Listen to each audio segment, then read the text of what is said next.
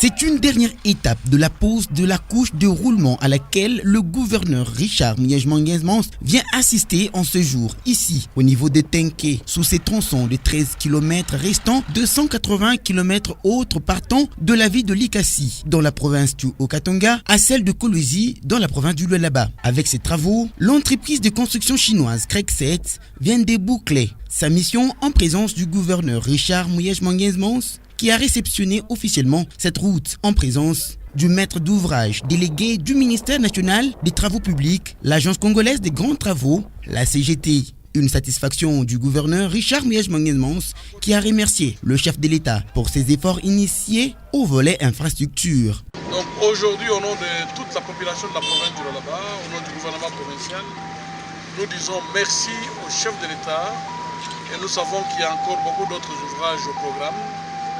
Il faudra lui faire confiance. Donc le Lualaba est en train petit à petit de reprendre sa place.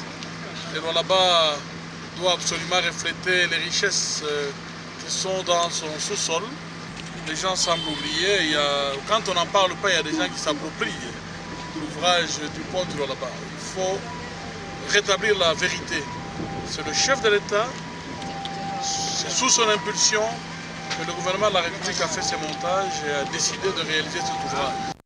Richard Miege-Manguez-Mons a encouragé l'entrepreneur et ses ouvriers qui n'ont pas manqué de manifester leur joie.